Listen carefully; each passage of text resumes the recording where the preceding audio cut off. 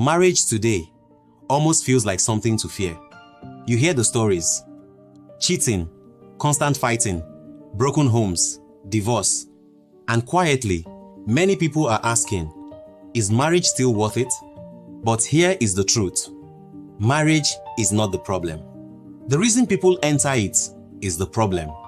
And if you miss this, everything else will confuse you. Because nobody wakes up and says, I want my marriage to fail. People enter marriage with hope, with dreams, with a picture of a happy home. So what goes wrong? Stay with me, because one idea in this video can change how you choose a partner forever. After many years of studying marriage and living it happily myself, I learned something very important. A marriage does not fail on the wedding day. It fails before it even begins. Think about a house. You don't judge it by the paint or the roof. You judge it by the foundation. Marriage is the same. Your reasons, your mindsets, your motives for getting married, that is what decides everything. The Bible says, unless the Lord builds the house, the builders labor in vain. So today, we go deeper. I will show you 12 wrong reasons people get married, why they damage relationships, and how to correct them. And listen carefully, number 6 and number 12 destroy more marriages than people realize. Let's begin. Number 1, pressure of age or fear of being alone. You say to yourself, I'm getting older. My friends are getting married. What if I end up alone? So you rush into marriage, not because you found the right person, but because you feel time is running out. You focus on time, not on the person you are getting married to. So you ignore warning signs, lower your standards, and settle.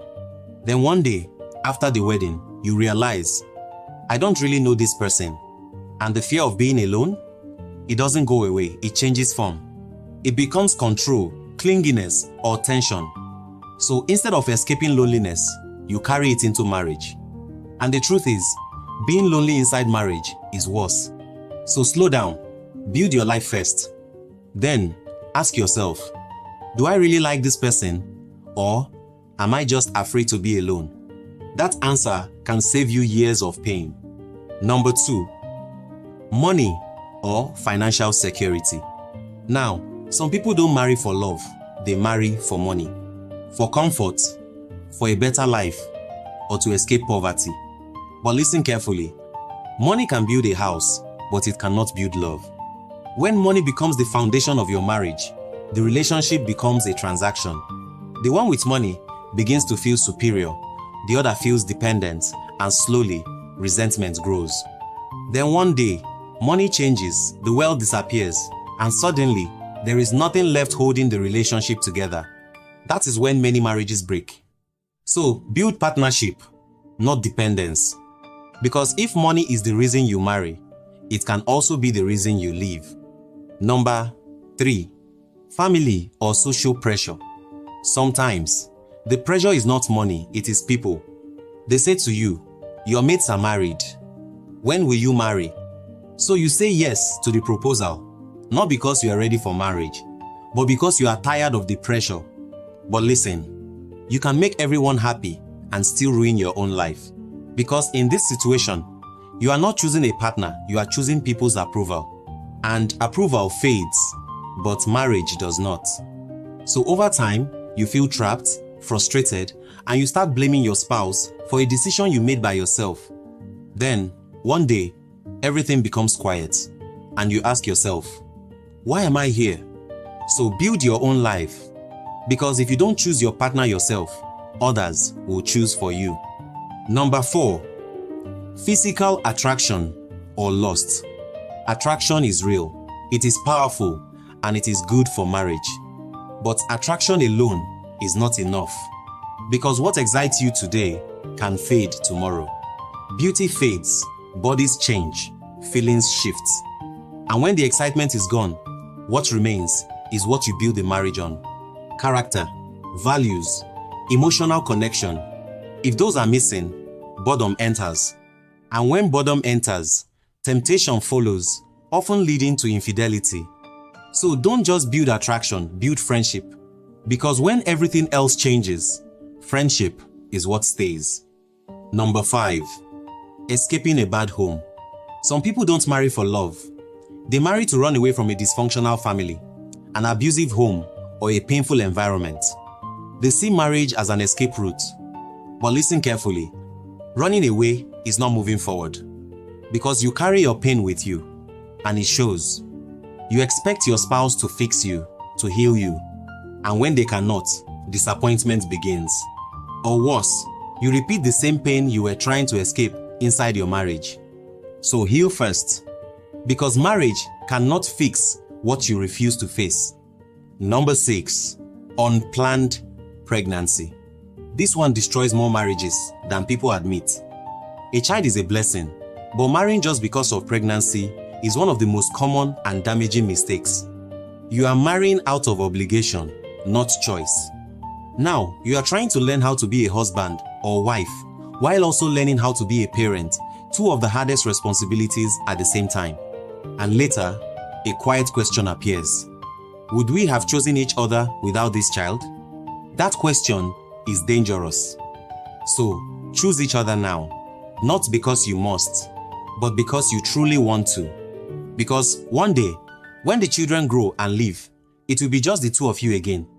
Number 7, religious pressure.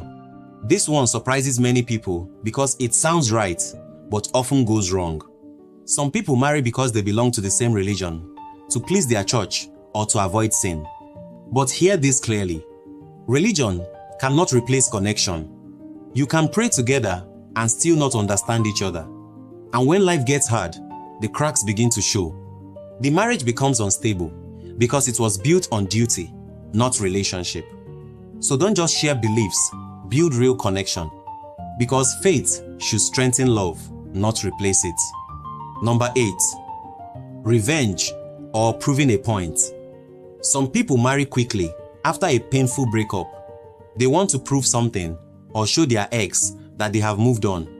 But the truth is, your past follows you, and it shows up in your marriage as comparison, emotional distance, and unfair expectations. Your spouse becomes a replacement, not your real choice. And that never ends well. So, don't rush into marriage. Heal first.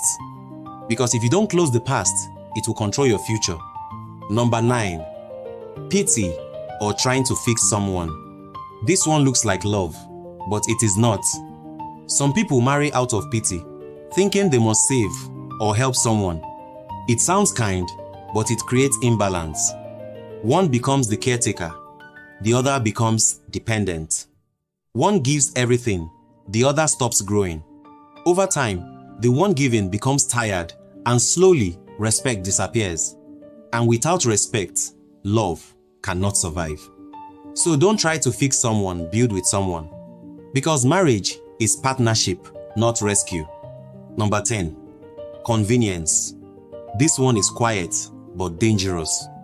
Some people marry simply because it is easy. You live close, you work together, you have known each other for years. So you just continue into marriage. But convenience is not commitment. You never truly chose each other, you just continued. And that creates a weak foundation. No depth, no strong reason, no real intention, just routine. Then, life changes, and everything begins to shake. Because there was no strong reason holding the marriage together. So, be intentional. Choose each other on purpose. Because real love is built, not stumbled into. Number 11, status or image. Some people marry for the title, the name, the reputation, or the appearance.